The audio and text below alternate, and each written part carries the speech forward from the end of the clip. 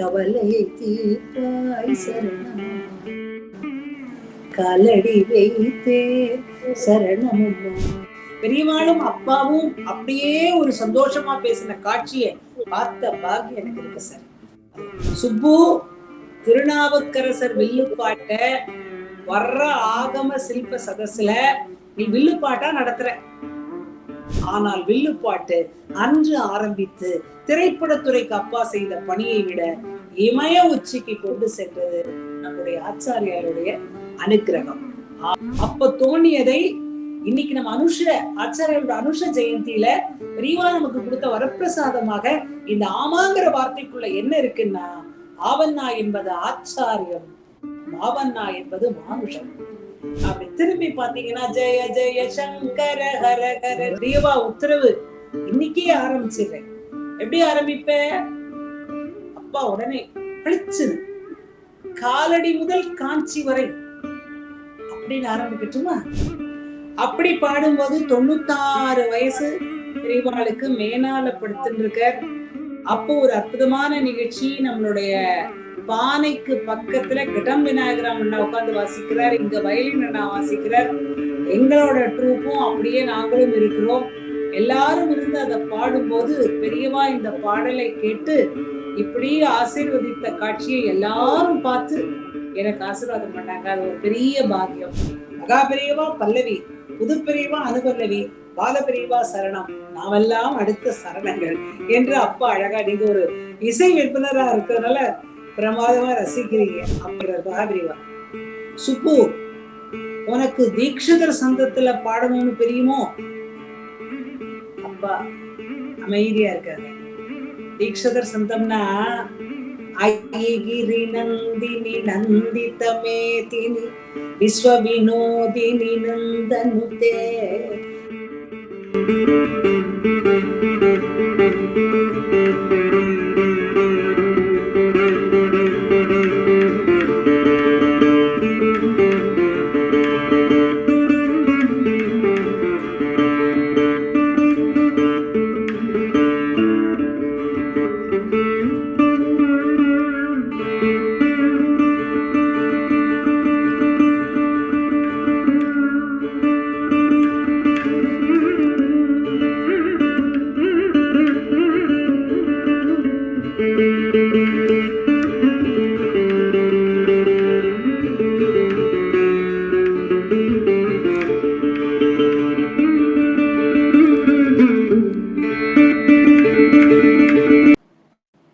வணக்கம் தென்னவன் மீடியா நண்பர்களே, ஜெய ஜெய சங்கர ஹரஹர சங்கர பெரியவா சரணம்.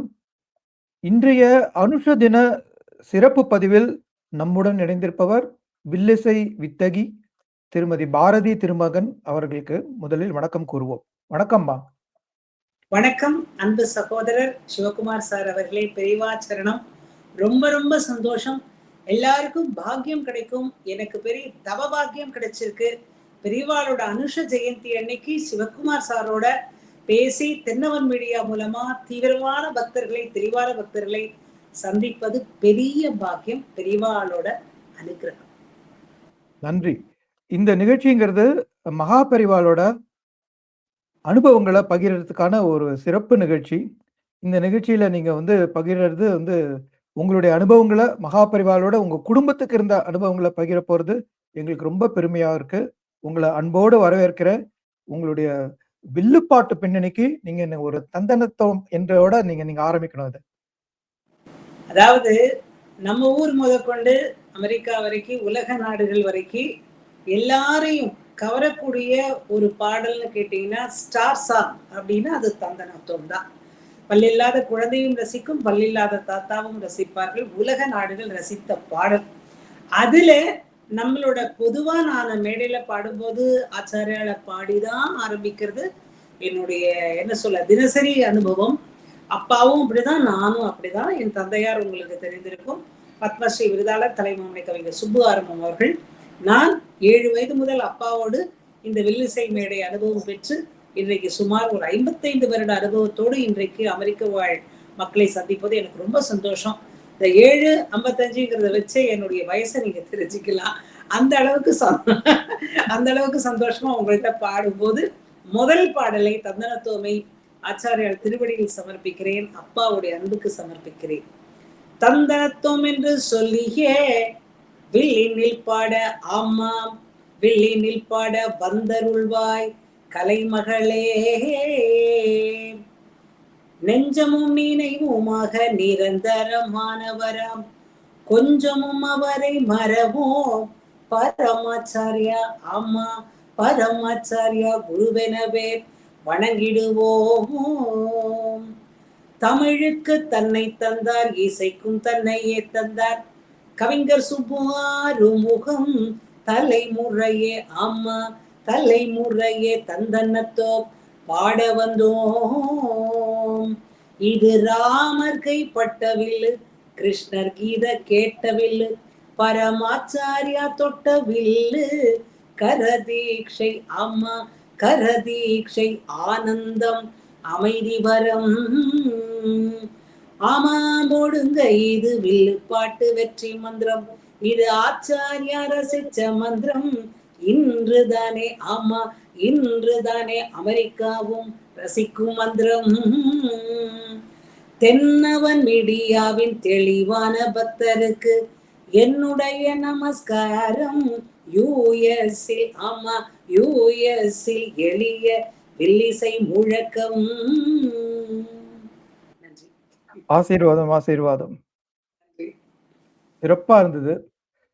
திரைப்படங்களுக்கு பாடல் எழுதி பணி புரிந்து கொண்டிருந்த வில்லிசை வித்தகர் உங்க தந்தை திரு சுப்பு ஆறுமுகம். வில்லு பாட்டிற்குள் அவரை அழைத்து வந்தது மகாபரிவா என்று கேட்டிருக்கேன். அதை பத்தி சொல்ல முடியுமா? முழுக்க முழுக்க 101% அப்படின்னு ஒரு வார்த்தை சொல்லிக்கலாம். ஏன்னா அந்த ஒன்றுங்கிறதே பெரியவாதான். அவரோட ஆசீர்வாதம் இல்லாம இன்னைக்கு என்னுடைய அன்பு சகோதரர் சிவகுமார் சாரும் நானும் பேச முடியாது.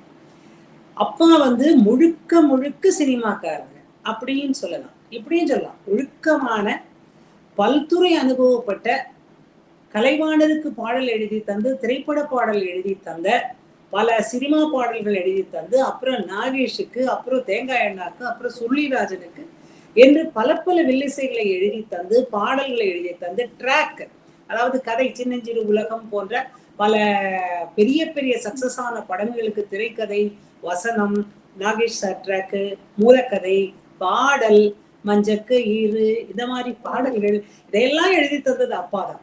ஆனால் அப்பாவுக்கு ஒரு தேட்டம். ஏன்னா திருநெல்வேலியிலிருந்து 16-17 வயசுல சென்னைக்கு வந்த அப்பா எப்பவுமே நெற்றியில திருநீர் இருக்கும். இது அப்பாவுடைய ஒரு அடையாளம். ஆக ஒரு மெய்ஞான தேட்டம் இருந்து கொண்டே இருந்தது. அந்த தேட்டத்தினுடைய பாக்கியமாக 1964 மகாபரிவாளுக்கு சந்திக்கிறதுக்கு ஒரு அருமையான மகாபரிவாளை சந்திக்கிறதுக்கு ஒரு அருமையான ஒரு வாய்ப்பு, நமஸ்காரம் பண்றதுக்கு ஒரு வாய்ப்பு. ஒரு பக்தர் தான், ஒரு எளிமையான பக்தர் தான் அப்பாவை அழைத்து சென்றிருந்தார். ஆனா அப்பா போகும்போது மடம் எப்படி இருக்கணும், அப்பாவுக்கு அதுல மடத்துல எப்படி இருக்கணும் அப்படிங்கறதெல்லாம் அப்பாவுக்கு தெரிய வாய்ப்பே இல்லை. ஏன்னா முழுசா அவங்க ஸ்டூடியோ ரெக்கார்டிங் அப்படி இருந்தவங்க தான். ஆனா பிரியவாளை பார்த்த உடனே முழு பரிபூரண சரணாகதி அப்படிங்கிறதாங்க வில்லிசையினுடைய வெற்றி. அப்ப அப்பாவை பார்த்த உடனே அவர் பேசிய உரையாடல்கள் இன்றைக்கும் பொன்னெழுத்துக்களால் பொறிக்கப்பட வேண்டிய விஷயம். அப்பாட்ட ரொம்ப சந்தோஷமா பேசிட்டு இருந்திருக்கிறார். திருநெல்வேலின்னு சொன்ன உடனே வில்லுப்பாட்டு பிறந்த ஊராச்சே அப்படின்னு சொல்லிட்டு கொஞ்சம் நல்ல சந்தோஷமா பேசிட்டு அப்போ அவர் சொன்ன வார்த்தைக்கு நான் க்ளோஸ் அப் கொடுக்குறேன். சுப்பு, திருநாவுக்கரசர் வில்லுப்பாட்ட வர்ற ஆகம சில்ப சதஸ்ல நீ வில்லுப்பாட்டா நடத்துறியா, நடத்த முடியுமா, அதுக்குள்ள எழுதிடுவியா? தெய்வம் என்பதால் ஆணை, தெய்வம் என்பதால் அனுகிரகம், தெய்வம் என்பதால் எங்களுக்கு ஏற்பட்ட ஆச்சரியம். அப்பா எப்படின்னா உடனே அப்படிங்கிறதுக்கு அப்பா ஒரு வார்த்தை, இன்னைக்கு சொல்லு அப்படின்னா இன்னைக்குல முதல் பாயிண்ட்ல நிற்பாங்க. அந்த மாதிரி உடனே அப்பா சுத்தி இருக்கிற கலைஞர்களை எல்லாம் கூட்டிக்கிட்டு உடனே காஞ்சிபுரத்திலேயே என்னென்ன செய்ய முடியுமோ அப்பாவோட பாடினவங்களா பெரிய பெரிய வித்வாங்க. அதை சொல்வது எனக்கு இன்றைக்கு பெருமையாக இருக்கிறது. கிராமிய சங்கீதத்தில் அப்பாவுடன் பாடியவர் சத்திரபதி பாலசுப்ரமணியா அண்ணா. என்ன ஒரு பாபநாசம் சிவன் குடும்பம், என்ன ஆமா. ஒரு பெரிய கர்நாடிக் இசை கலைஞர். அவர் அப்ப இப்போ நான் பிறந்து வளர்ந்ததுக்கு அப்புறம் தான் நான் அப்பாவுக்கு வலப்பக்கம் வந்தேன். முதல்ல இருந்தது அண்ணா. இந்த சந்தோஷம், இந்த இடம், இதெல்லாம் நான் மக்கள்கிட்ட நிறைய சொல்லி சந்தோஷப்படுவேன். அப்பா திருநாவுக்கரசர் வில்லுப்பாட்டை நடத்துற அப்படின்னு தெய்வத்தினுடைய ஆணை கிடைத்ததனால் அப்பா உடனே அந்த வில்லுப்பாட்டை நடத்தி, அதற்கு பின்பு திரைத்துறைக்கு முற்றுப்புள்ளி அப்படின்னு வைக்கல. திரைத்துறை இதுவரைக்கும் நடந்தது வெற்றி புள்ளியாக இருக்கட்டும் அப்படின்னு அது தொடர்ந்து கொண்டேதான் இருந்தது. ஆனால் வில்லுப்பாட்டு அன்று ஆரம்பித்து திரைப்படத்துறைக்கு அப்பா செய்த பணியை விட இமய உச்சிக்கு கொண்டு சென்றது நம்முடைய ஆச்சாரியாருடைய அனுக்கிரகம். ஆக நான் மேடையிலே சொல்வேன், மகாகவி பாரதியார் முதலில் வில்லுப்பாட்டை பாடினார் என்பது வரலாறு. வில்லடிச்சான் கோவிலின், அது ஒரு பெரிய பாட்டு. வெத்தலை வச்சான், பாக்கு வச்சான், வேற ஒண்ண வைக்க மறந்து போட்டான் அப்படின்னு திருநெல்வேலி இளைஞர்கள் வில்லுப்பாட்டு பாடும்போது அதை முண்டாசு கட்டி கொண்டு சுப்பையா என்ற அழகு குழந்தையாக, அம்ச குழந்தையாக, சரஸ்வதியின் பிள்ளையாக, பராசக்தியின் பிள்ளையாக பார்த்த பாரதி பாடியது, ஏன்பா வெத்தலைக்கும் தட்சணைக்கும் பாடுறீங்க, விடுதலைக்கு பாட மாட்டீங்களா என்று பாரதி கேட்டதாக ஒரு பெரிய வரலாறு. இது நிச்சயமாக அச்சடிக்கப்பட்ட வரலாறு. அந்த வரலாறை நாங்கள் படித்த போது நினைத்தது, பாரதியினுடைய விழி பார்வையால் வில்லிசைக்கு தேசிய உணர்ச்சி கிடைத்தது. பரமாச்சாரியுடைய பார்வையால் வில்லிசையினுடைய தெய்வீக உணர்ச்சி எவரெஸ்டை தொட்டது. இந்த ரெண்டு பெரியவாளால தான் இன்னைக்கு வில்லுப்பாட்டு உலகம் முழுக்க பாடி பேசி இன்று தென்னவன் மீடியாவிலும் என்னவர்களை அழைத்து நீங்கள் பாட வைத்திருக்கிறீர்கள். நன்றி. வில்லுப்பாட்டு ராமாயணம் அரங்கேறியதை பத்தி நீங்க சொல்லணும். ஏன்னா மகாபெரிவா முன்னாடி வில்லுப்பாட்டுல வில்லுக்கு ஒரு ராமன், வில்லு பாட்டுக்கு ஒரு சுப்பு ஆறுமுகம் அப்படின்னு சொல்லி அவர் வில்லுப்பாட்டை ராமாயணத்துல அரங்கேற்ற வச்சார். அது அந்த அனுபவத்தை பகிர்ந்துக்கோங்க. அப்பெல்லாம் எப்படி நான் சொல்றது 64 முதல் 66, 67 அந்த மாதிரி நேரத்துல வேற எந்த தொலைக்காட்சிகளும் கிடையாது. நம்மளுக்கு 1975க்கு மேலதான் தொலைக்காட்சி. மக்கள் கோவில், நல்ல நல்ல சங்கீத நிகழ்ச்சிகள், எம்எஸ்எம்மா நிகழ்ச்சிகள், இதை போன்ற பெரிய பெரிய நாதஸ்வர நிகழ்ச்சிகள், வில்லிசை நிகழ்ச்சிகள், இதெல்லாம் தான் மக்கள் பார்த்துக்கிட்டே இருப்பாங்க. அப்போ நாங்க கூட மேடையில சொல்லுவோம், எப்பவாதுதான் வீட்டுக்கு போவோம், எப்பவுமே காஞ்சிபுரத்துல தான் இருப்போம் அப்படின்ற மாதிரி சொல்ற அளவுக்கு காஞ்சிபுரம் கிராமங்கள் முழுக்க பெரியவா வருவா, நிகழ்ச்சி நடக்கும், வில்லுப்பாட்டு நடக்கும். அந்த மாதிரி நான் சொல்றது எங்களுடைய ஒரு 7 வயது அந்த மாதிரி விஷயத்துல பெரியவாளும் அப்பாவும் அப்படியே ஒரு சந்தோஷமா பேசின காட்சியை பார்த்த பாக்கியம் எனக்கு இருக்கு சார். அது ரொம்ப பெரிய பாக்கியம். ஒரு அழகா ஒரு குறுஞ்சிரிப்பு, அனுபவ சிரிப்பு, ஆண்டவன் சிரிப்பார். அதை எனக்கு அந்த வயசுல எனக்கு புரியல, பாக்குற பாக்கியம் கிடைச்சது. அப்புறம் அதனோட வலிமை என்னங்கிறது எனக்கு அப்பாவோட உட்கார்ந்த அந்த நிகழ்ச்சியில அப்பாவுடைய தவ வலிமையெல்லாம் நம்ம வாங்கிக்கும் போதுதான் அது எனக்கு புரிஞ்சது. அப்போ அவர் ஒரு நாள் நமக்கு எப்பவுமே பெரியவாளை பார்க்க போவோம்ல, ஒண்ணு கோயிலுக்கு போயிட்டு இங்க வருவோம், அல்லது இங்க போயிட்டு எப்படியோ ஒண்ணு அப்பா பார்க்காம இந்த நிகழ்ச்சிக்கும் போக மாட்டாங்க. தற்செயலா யாராவது கூப்பிட்டாலும் பெரியவாளை பார்த்துட்டு கோயிலுக்கு போயிட்டு தான் போவாங்க, அல்லது கோயிலுக்கு போயிட்டு பெரியவாளை பார்த்துட்டு எப்படி நேரம் அமைதோ அதுக்கேற்ற மாதிரி செய்வாங்க. அப்போ ஒரு முறை சொன்னார், சுப்பு நீ ராமாயணம் பாடி இருக்கியா? அப்பா பெரியவா உத்தரவு, உடனே செஞ்சிடுறேன். ஏன் தெரியுமாடா சொன்னேன், இந்த லோகத்துல ஒழுங்கா வில்லடிச்சவன் ராமன் தான். ஒரு வில்லடிச்சா சீதா கல்யாணம் நடந்தது, இன்னொரு வில்லடிச்சா ராவணன் முடிஞ்சான். நீ வில்லுப்பாட்டை நடத்து. உனக்கு தெரியுமோ, நம்மளோட சவுத் இந்தியால, தெற்கு இந்தியால நிறைய பேர் வில்லடிச்சாங்கத அப்படின்னே ராமாயணத்தை சொல்லுவாங்க. அது மிகப்பெரிய உண்மை, ஆராய்ச்சி உண்மை. இங்கே நிறைய படித்துக்கொண்டு இருப்பவர்களுக்கே தேவையான உண்மை என்னன்னா, வில்லடிச்சான் கதை, வில் அடித்தான் அப்படிங்கிறதே ராமன் தான் அப்படிங்கிறத பெரியவா சொல்லிதான் எங்களுக்கே தெரியும். எங்களுக்கே நான் சொல்றது என்னன்னா, நம்ம கையில வில்லு வச்சுக்கிட்டு இருக்க எங்களுக்கே தெரியல, அது பெரியவா சொல்லிதான் தெரியும். அந்த மாதிரி சொன்ன உடனே நீ ராமன் கதையை ராமாயணமா பாடணும், வில்லுப்பாட்டுல பாடணும் என்று அவர் ஆசீர்வதித்து பல 400 பாடல்களுக்கு மேல் அப்பா அதுல எழுதி அந்த ராமாயண தொடர் நிகழ்ச்சி. இன்னொரு பெரிய விஷயம், வில்லிசையில் ஆரம்ப காலத்திலிருந்து அன்னைக்கு நடக்கும், முடிஞ்சிரும், அவ்வளவுதான் அதோட வரலாறு. கொடை விழால நடக்கும், முடிஞ்சிரும், அதோட வரலாறு. பெரியவா கரதீட்சைக்கு பின்பு, பெரியவாளோட ஆணைக்கு பின்பு வில்லிசை தொடர் நிகழ்ச்சியாக நடத்தப்பட்டது ராமாயணத்தை தான். அது அப்பா மேடையில கூட சொல்லுவாங்க, வில்லுக்கு ராமா, வில்லு பாட்டுக்கு ஆமான்னு. அதுல ஒரு அழகான விளக்கம் பெரியவா சொன்னா. அது இதோட நான் சேர்த்து சொல்லிடுறேன். இன்னைக்கும் அது மக்கள் மத்தியில கரகோஷம் பெறக்கூடிய ஒரு அற்புதமான விளக்கம் அது. வில்லுக்கு ராமா, வில்லு பாட்டுக்கு ஆமான்னு. அப்போ ராமாயணம் எனக்கு தென்னவன் மீடியாவே ஆமா போடுகிறது. இதை விட எனக்கு என்ன பாக்கியம் வேணும் சுவாமி. ஆஹா, குளுமையான வார்த்தை. அதுல அப்பா வந்து எங்க முதல்ல நம்ம பண்ணோம்னா காஞ்சிபுரத்துல பண்ணோம். அதுக்கப்புறம் சென்னையில எங்க ஸ்டார்ட் ஆச்சுன்னா, ரொம்ப சந்தோஷமா நீங்க ரசிப்பீங்க, அயோத்தியா மண்டபம். அங்க இருக்கிற அதுதான் எங்க வீட்டு, நான் அங்கதான் பிறந்து வளர்ந்தேன்.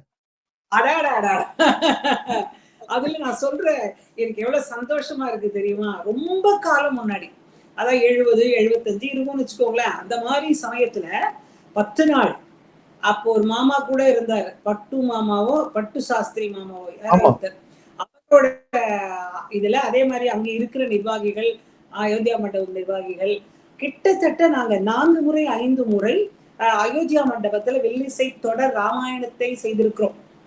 அது ஒரு பெரிய விஷயம். அது யாரால கிடைச்சது? பெரியவாளால கிடைச்சது. அப்புறம் சிங்கப்பூர் பத்தாங் பசீர்ல காளியம்மன் கோயில் எல்லா சந்ததியும் இருக்கும்.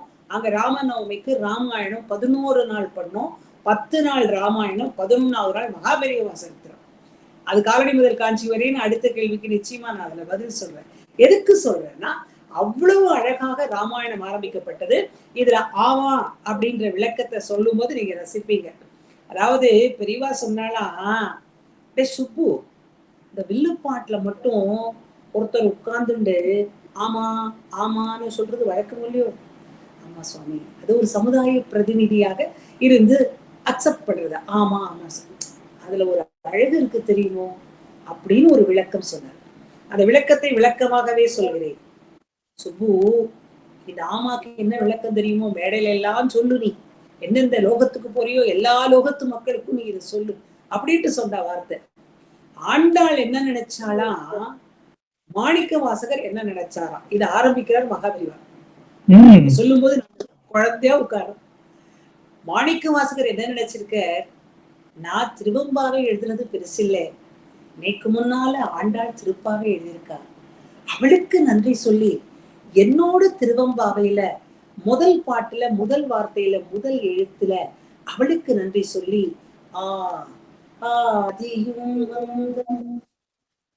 புரிஞ்சுட்டியா?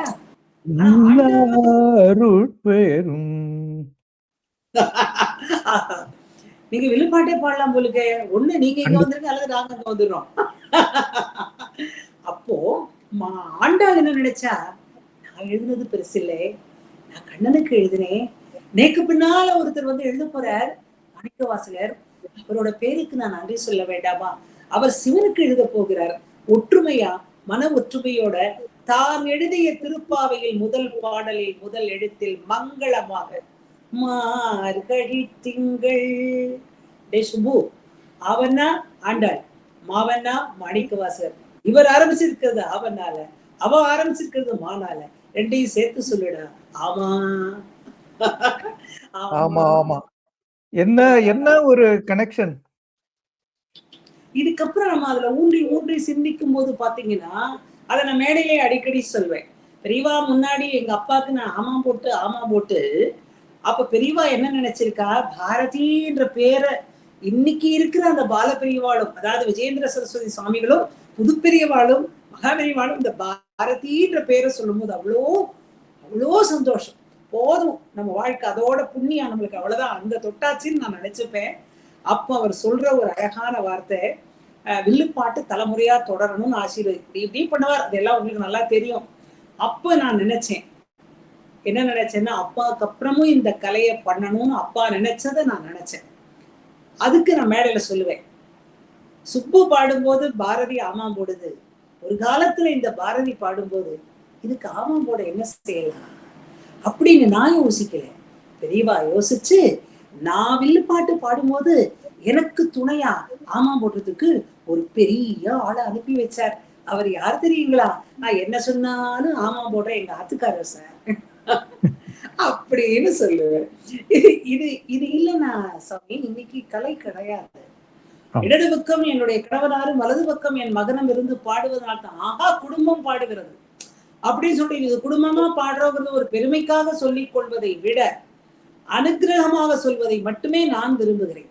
இப்ப இந்த ஆமாக்கு நீங்க எக்ஸ்பிளனேஷன் போட்டுக்கிட்டு பார்த்துட்டே போனீங்கன்னா ஆசிரியன் மாணவன் இதுக்கு ரெண்டுக்கும் ஆமாந்தான். அடியேன் உங்களுடைய இந்த பேட்டியில தான் இதுவரைக்கும் நான் எங்கேயும் சொல்லாதது. சிவகுமார் சார் ஒரு என்ன தெளிவான பக்தர், தென்னவன் மீடியா பக்தர். அதனால அவருக்கு நம்ம சொல்லும் போது ஏதாவது புதுசா சொல்லணுமேன்னு யோசிச்சேன். அப்ப தோணியதை இன்னைக்கு நம்ம ஆச்சாரியோட அனுஷ ஜெயந்தியில பெரியவா நமக்கு கொடுத்த வரப்பிரசாதமாக இந்த ஆமாங்கிற வார்த்தைக்குள்ள என்ன இருக்குன்னா, ஆவண்ணா என்பது ஆச்சாரியம், மாவண்ணா என்பது மானுஷம் என்றும் சொல்லலாம் அல்லவா? ஆச்சாரியனுக்கும் மனுஷாளுக்கும் இருக்கிற தொடர்ந்துதானே அது அப்படின்னு இனிமே எல்லா மேடையிலும் இதை சொல்ல போறேன். ஆக வில்லிசை ராமாயணத்தை பெரியவாளோட அருளால ஆரம்பித்து உலகெங்கும் செய்து இப்ப கூட சமீபத்துல ஒரு கோவில்ல ராமாயணம் 6 நாள் பண்ணி முடித்தேன் ஏப்ரல் மாதத்தில். நன்றி. இப்ப வந்து நீங்க வந்து திரு சுப்பு ஆறுமுகம் ராமாயணத்தை வில்லுப்பாட்டுல அரங்கேற்றம் பண்றார் மகாபரிவா சொன்னபடி. அந்த நிகழ்ச்சிக்கு மகாபரிவா வந்தாரா? அத வந்து அவர் கேட்டாரா? அது எப்படி இருந்தது? இந்த ஒரு ராமாயண நிகழ்ச்சி கலவையிலேயே நடந்தது. காஞ்சிபுரம் கிராமம், அதுதான் எனக்கு பேர் தெரியல. அப்பாவுக்கு என்ன ஆசைன்னா பெரியவா சொல்லி பண்ற வில்லுப்பாட்டுக்கு பெரியவா வரணும். ஒரு குழந்தை தான், அம்மா வரணும்னு நினைக்கிற குழந்தை மாதிரி, அல்லது அப்பா வரணும்னு நினைக்கிற குழந்தை மாதிரி. அப்பாவுக்கு என்ன ஆசை, பெரியவா வந்து கலவையில இருக்காங்க. எல்லாரும் சுத்தி இருக்கிறவங்கலாம் என்ன சொல்றா, அவர் கலவைக்கு போய் பல ஆண்டுகள் ஆச்சுங்க, அவர் எப்படிங்க வில்லுப்பாட்டுக்கு வருவாரு அப்படின்னு சொல்றாங்க. ஆனா அப்பாவுக்கு என்ன ஆசை, ஒரு குழந்தை பிள்ளை போல இந்த நிகழ்ச்சியை பண்ண சொன்னதே அவர் தானே, அவர் முன்னாடியில ஒரு பாட்டாவது பாடினோம் அப்படின்னு நினைக்கும் போது எனக்கு அந்த கோவில் ஆலயம் எல்லாம் பசுமையா நினைவிருக்கு. அப்பா போய் கலவையில காலையில பார்த்துட்டு பெரியவாளோட எங்களெல்லாம் கையோட கூட்டிட்டு போய் ஆசீர்வாதம் வாங்கிட்டு நேர சுவாமி நீங்க நம்ம நிகழ்ச்சிக்கு வரணும், அவர் இவ்வளவுதானே பண்ணுவாரு அப்படி பண்ணி முடிச்ச உடனே சந்தோஷமா வந்துருவாரு நினைச்சிட்டு நிகழ்ச்சிக்கு முன்னாடி ஒரு நாதஸ்வரம் நடந்தது, வெற்றிகரமா நடந்தது. அப்புறம் எங்க வில்லுப்பாட்டு டைம் வந்த உடனே சுத்தி இருக்கவாள்லாம் என்ன சொன்னா, நிர்வாகிகள் எல்லாம் ஆரம்பிச்சிருங்கோ, சுப்பு ஆரம்பிச்சிருங்கோ, பெரியவாள்லாம் வரமாட்டா, அது எப்படி நீங்க வருவான்னு நினைக்கிறேன், வரமாட்டா, எவ்வளோ ஆண்டுகள் ஆச்சு போய் அப்படின்னு சொல்லும் போதுங்க, இன்னைக்கும் எனக்கு சொல்லும் போது மெய்சில் இருக்கிறது. நான் சின்ன குழந்தை, அந்த இடத்துல நாங்க உட்கார்ந்து பாடின்னு இருக்கும் போது அப்பா முதல்ல தந்தனத்துவம் ஆரம்பிக்கிறதுக்கே தயங்குறாங்க, பெரியவா வரணுமே எங்கிட்ட வரேன்னு சொன்னாரு. அங்கதாங்க அந்த பாவம், ஒரு கண்ணப்பனுடைய பாவம்னு வச்சுக்கோங்களேன், எங்கிட்ட வரேன்னு சொன்னாரே, அது எப்படி குழந்தை மாதிரி அம்மா வரேன்னு சொன்னாலே. ஆனா நாங்க சுதி சேர்த்து முதல் பாட்டு தானே தன்னானே அதெல்லாம் பாடி முடிச்சு தீர்மானம் பாடி தந்தனத்துவம் பாடும்போது அப்படி திரும்பி பாத்தீங்கன்னா ஜெய ஜெய சங்கர ஹர ஹர சங்கர ஹர ஹர சங்கர், இந்த மாதிரி கோஷங்கள் அழகா சுதியோட சேர்த்து சொன்னீங்க, சந்தோஷமா இருக்குது. சோ அப்படி சொல்லி வந்த உடனே அப்பாவுக்கு ஒரு சந்தோஷம் வந்து மேலே அமர்ந்து வில்லுப்பாட்டை ரசித்து ஆசீர்வதித்த காட்சி. ஆக அவர் சொன்ன ராமாயணத்தின் முதல் அரங்கேற்றத்தின் போது அவரே வந்து ஆசீர்வதித்ததால் தான் எங்களிடம் இருக்கும் வில்லானது ஸ்ரீராமரின் அருள் பெற்றது மட்டுமல்ல, அச்சாராளின் அருளும் பெற்றது, சீதையின் அருளும் பெற்றது, எல்லா தெய்வங்களின் அருளும் பெற்றது. இப்படித்தான் ராமர் உடைய ராமாயணத்தை வில்லிசையில் எல்லோருக்கும் புரியும் வண்ணம் பெரியவாளின் அனுகிரகத்தால் ஆணையால் செய்யப்பட்ட வில்லிசை பெரியவா முன்னாடியே அரங்கேறியது வரலாற்றில் எழுதப்பட வேண்டிய. மேடையில திரு சுப்பு ஆறுமுகம் நீங்க எல்லாம் வந்து ராமாயணத்தை ஆரம்பிச்சுட்டு மகாபரிவா உட்கார்ந்து கேட்டுட்டு இருக்கா. ஸோ இது எப்படி வந்து அவர் வந்து ஆசீர்வாதத்தை உட்கார்ந்த இடத்துல இருந்தே அவர் மகாபரிவா வந்தோன்னா எழுந்து நிற்கணும், பல விதமான மரியாதைகள் செலுத்திட்டு பண்ணணும். இது வந்து ஒரு இது சம்பந்தமா நான் ஒரு நிகழ்வு கேள்விப்பட்டிருக்கேன். வில்லுப்பாட்டோட தொழில் தர்மம் என்ன அப்படின்னு மகாபரிவா எடுத்து சொன்னதா? அதை எங்களோட பகிர்ந்துக்க முடியுமா? ஆஹா, கண்டிப்பா பகிர்ந்துக்கிறேன். உங்க மீடியால பகிர்ந்துக்கிறதா எனக்கு சந்தோஷமே. ஏன்னா கூட இருந்து பார்த்த காட்சி, கூட இருந்து பார்த்த சாட்சி நானு. அதாவதுங்க நம்ம வில்லுப்பாட்டுலன்னா, அந்த வில்லுக்கு அடியில லாஸ்ட் பாயிண்ட்ல ஒரு ஒரு இது இருக்கும். கால் கட்டு மாரி. அது ஏன் கட்டுறோம்னா, வில் முன்னால சாய்ந்து விடக்கூடாது. பானையோடு தூக்கி விடக்கூடாது. இதெல்லாம் ஒரு எப்படி நம்ம வீணைக்கு மேளம் கட்டுறோமோ, அந்த மாதிரி உள்ள தாளம் அடிக்கிறது, வயலின் சுதி சேர்க்கிறது. சுதி சேர்க்கிற மாரி அந்த அளவுக்கு முக்கியம் அந்த கால் கட்டுங்கிறது. அப்பா என்ன பண்ணிட்டா, நிகழ்ச்சி பெரியவா வந்த உடனே இந்த நிகழ்ச்சியினோட கன்டினியூஷன் கரெக்ட்டான கேள்வி கேட்டீங்க நீங்க. அந்த கன்டினியூஷன்ல என்னன்னா, அப்பா பாட்டுக்கு தந்தனத்தோம் என்று சொல்லியே அப்படின்னு பாடும்போது, பாடி முடிச்ச உடனே இங்க கூடியிருக்கும் சபைக்கெல்லாம் வணக்கம் சொல்வோம் இல்லையா? அப்ப அப்பா சொன்னதுன்னா, பெரியவாளோட அனுகிரகத்தோட நான் இந்த வில்லுப்பாட்ட ஆரம்பிக்கிறேன். நடமாடும் தெய்வம் என்ற வார்த்தையை ஐ திங்க் முதல்ல சொன்னது அப்பா தான். எனக்கு தெரிஞ்சு என்னோட ஒரு 60 வருஷ அனுபவத்துல 55 வருஷ அனுபவத்துல நான் அதை கேட்டது அப்பா மூலமா தான் நிறைய கேட்டிருக்கேன். அப்படி சொன்ன போது பெரியவாங்கிறது இப்படி ஆசீர்வாதம் பண்ணா நிகழ்ச்சி வெற்றிகரமா நடந்தது. அப்போ ஒரு வார்த்தை அப்பா சொன்னாங்க. கோபுரத்தை அப்பா எப்படின்னா அடுத்த ஆளுக்கு என்ன கேள்வி இருக்குங்கிறத உடனே யோசிச்சு இப்பவே பதில் சொல்லிடுவாங்க. அப்படி ஒரு என்ன சொல்ல தீட்சண்யம்னே சொல்லலாம். அப்பா வந்து நான் இப்போ நிகழ்ச்சியை விட்டு எழுந்திருந்து சுவாமியை நமஸ்காரம் பண்ற மாதிரி நான் வில்லுப்பாட்டு முடிந்தவுடன் நிச்சயமா அதை நமஸ்காரம் செய்யணுங்கிறத மனசுல வச்சுட்டு அங்கிருந்தே சொல்றாங்க. கோபுரத்தை தூர இருந்துதானே கும்பிடுகிறோம். நம்முடைய குலகுருவை ஜெகத்குருவை இங்கிருந்தே நமஸ்கரிக்கிறேன் அப்படின்னு அப்பா சொல்லிட்டு ஆரம்பிக்கிறாங்க. இது முடிஞ்ச உடனே எப்பவுமே சில குட்டி குட்டி குழப்பங்கள் இருக்குங்கல்ல. என்னதான் இருந்தாலும் பெரியவாளுக்கு சுப்பு நமஸ்காரம் பண்ணிட்டு தான் போய் வில்லுல உட்கார்ந்து இருக்கணும் அப்படின்னு சில பேர் பல பேர் சொன்னாங்க. அந்த சில பல அப்படிங்கிறது யார் யாரா இருப்பான்னு உங்களுக்கு தெரியும். சுத்தி இருக்கிறவங்க மக்கள்ல சில பேர் யாரா வேணாலும் இருக்கலாம். அப்படி சொன்னப்போ சுவாமி சொல்லியிருக்கிற வார்த்தை, மகாபிரிவா சொன்ன வார்த்தை, டேய் சுப்பு பண்ணது தப்பே கிடையாது. எங்க இருந்து சப்போர்ட் வருது பாருங்க. சுப்பு பண்ணது தப்பே கிடையாது. உங்களுக்கெல்லாம் ஒரு விஷயம் தெரியுமோ? வில்லு பாட்டுல வில்லுல லாஸ்ட் மணி கிட்டக்க ஒரு பெரிய கயிறு, கால் கட்டு போட்டுக்கிற கயிறு இருக்கும்.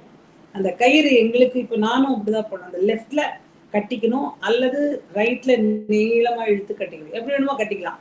அந்த கால் கட்டுங்கிறது தாளத்துக்கும் சரி, அது ஒரு தர்மத்துக்கும் சரி, தொழில் தர்மத்துக்கும் சரி, அது வில்லு சாயாம இருக்கிறதுக்கும் பானையை தாங்கிறதுக்கும் சரி, அது ஒரு முக்கியமான அம்சம்.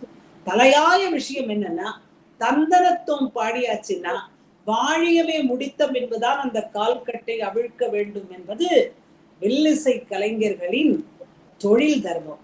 அது சுப்பு அனுபவம் நல்லா செஞ்சாங்க.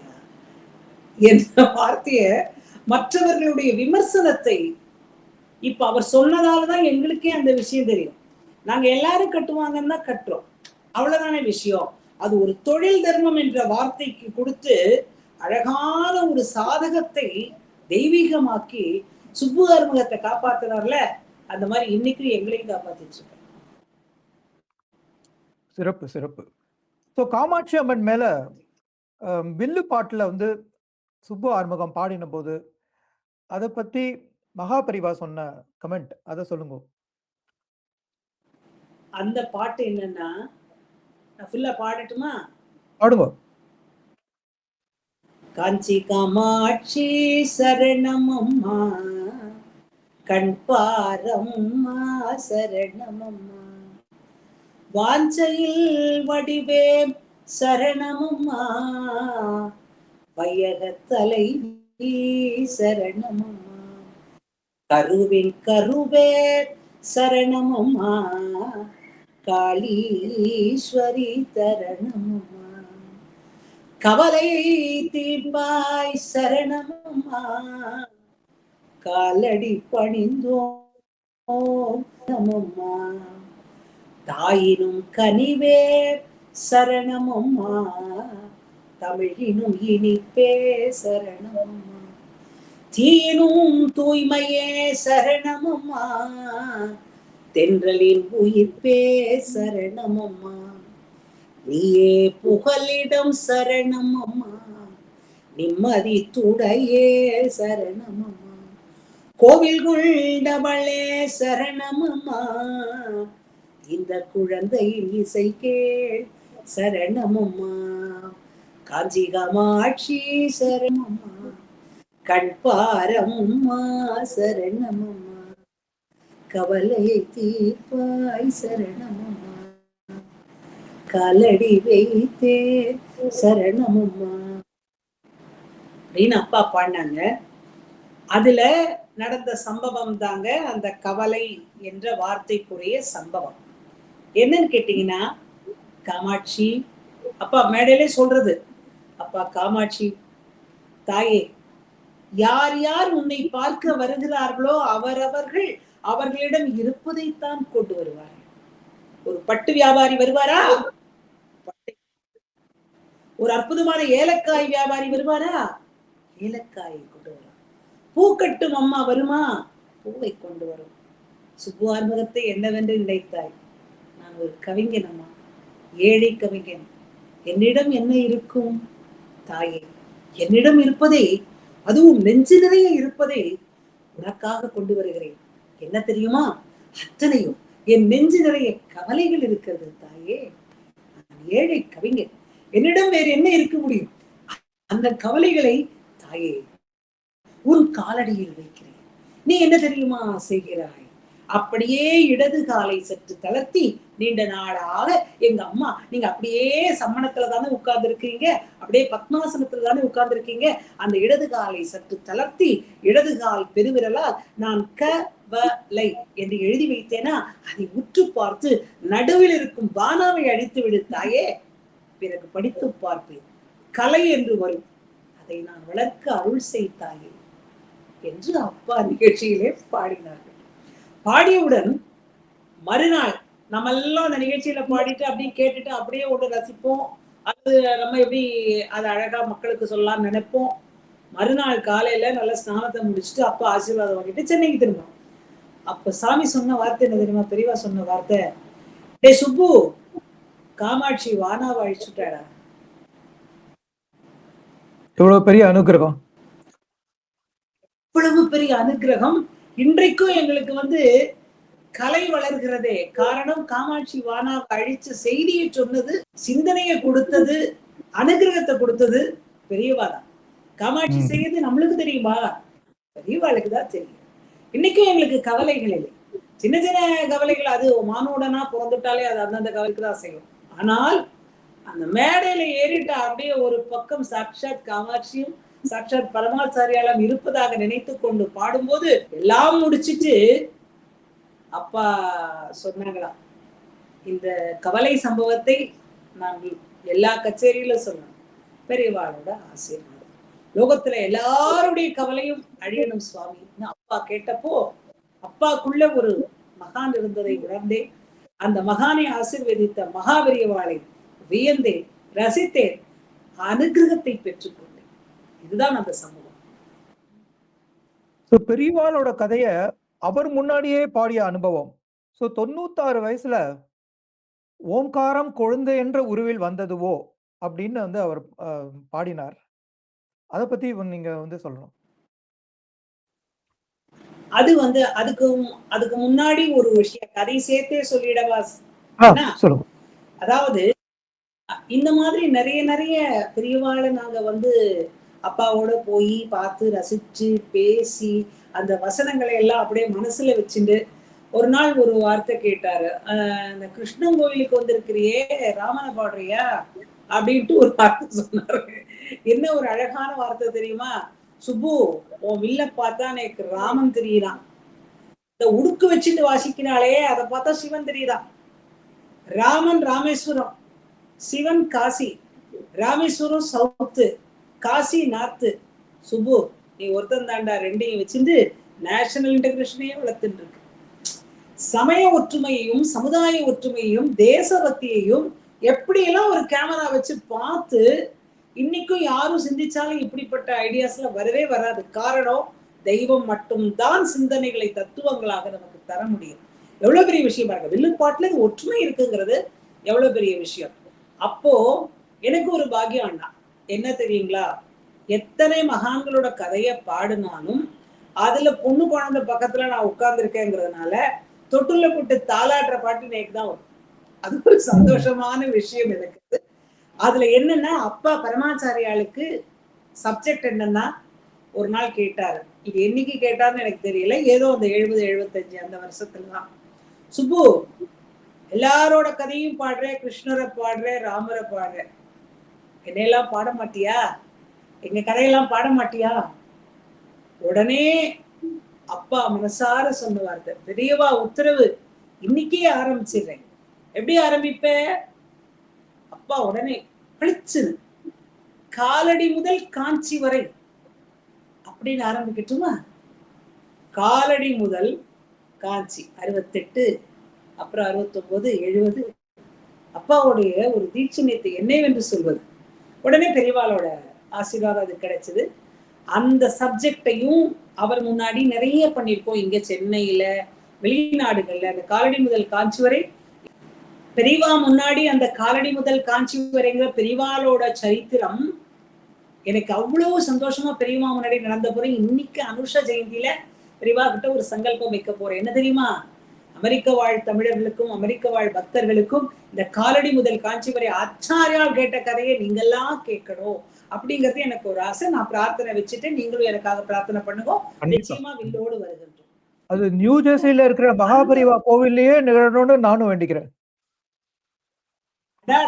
ரொம்ப ரொம்ப சந்தோஷம். நிச்சயமா நீங்க கூப்பிட்டால் ஓடி வருவதற்கு தயாராக இருக்கிறோம் நாங்க. அதுல என்ன ஒரு பாட்டு இருக்குன்னா, அது தாலாட்டு பாட்டு.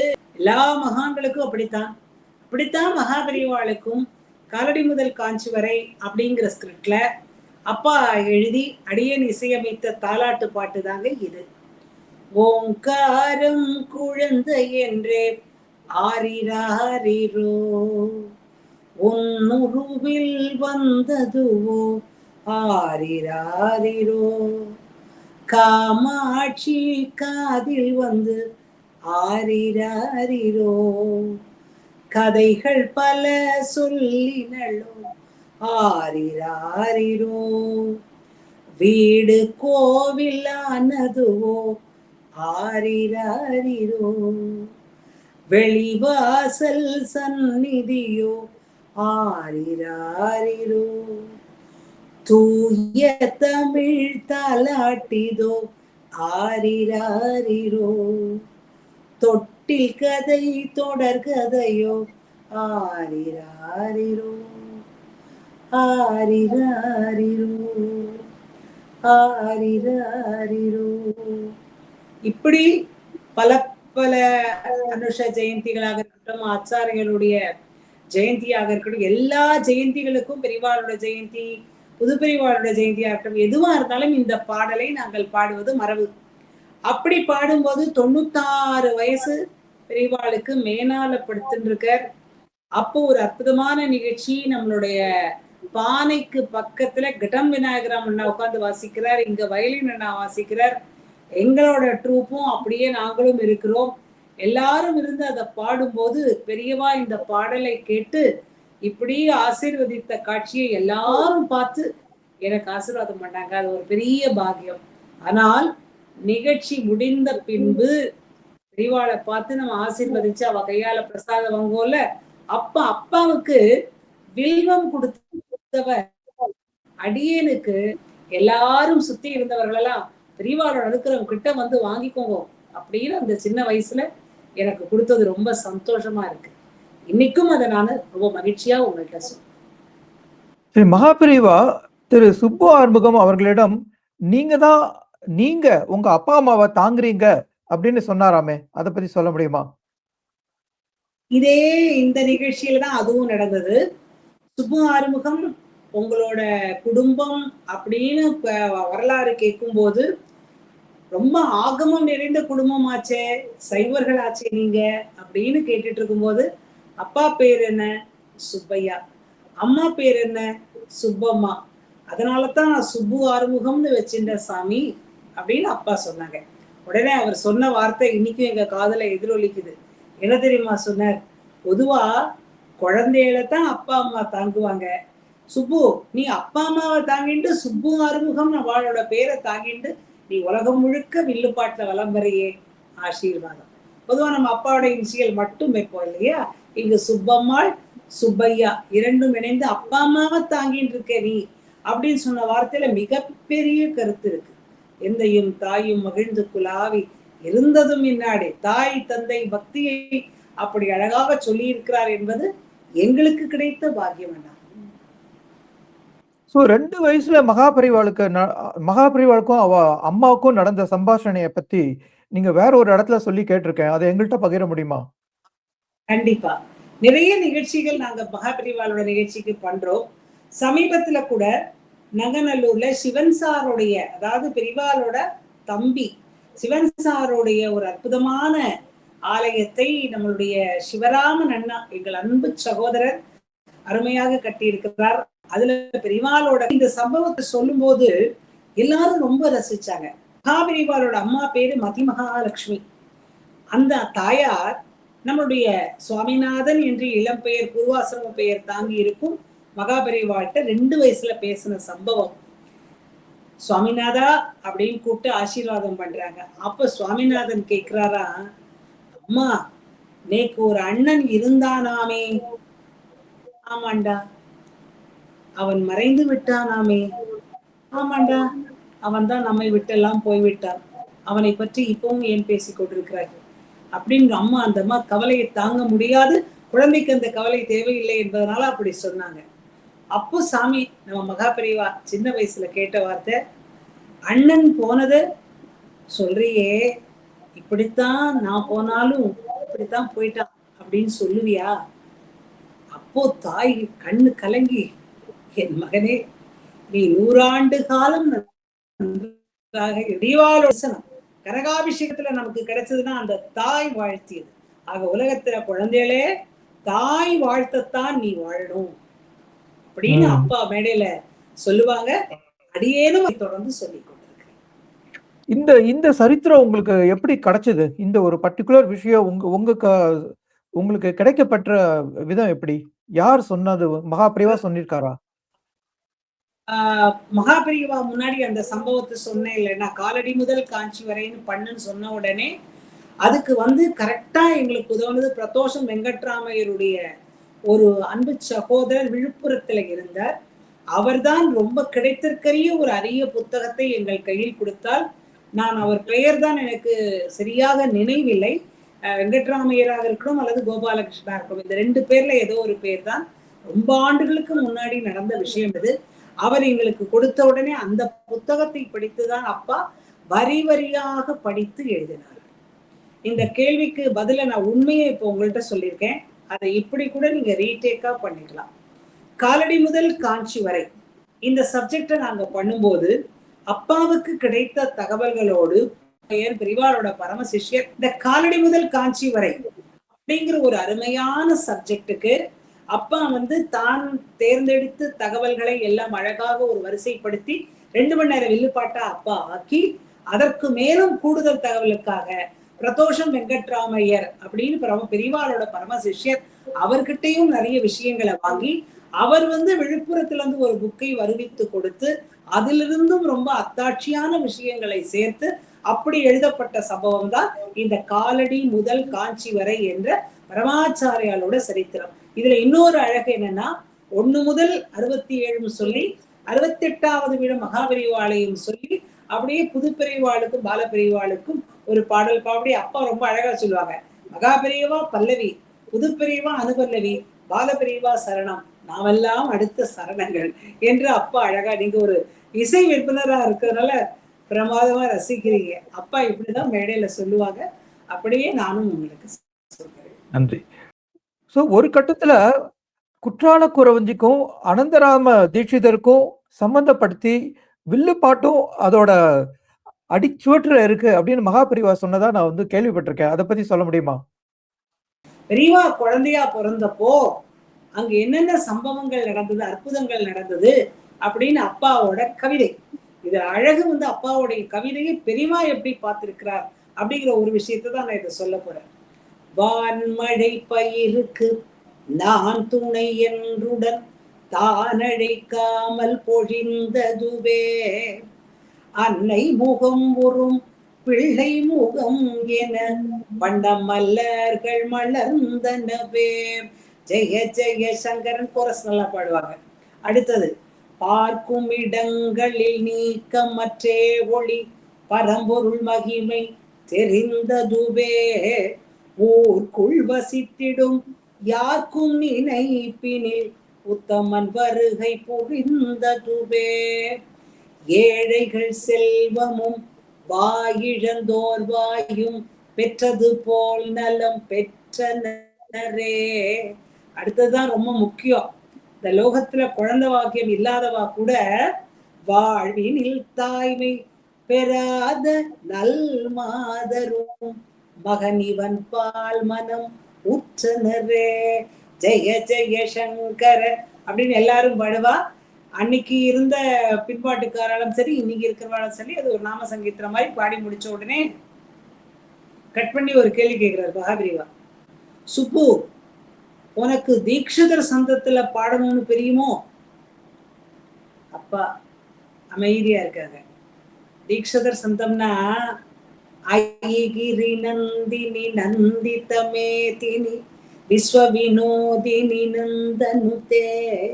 இந்த சந்தத்துல பாடணும்னு பிரியுமோ? அப்பா பெரியவா ஆசீர்வாதம்.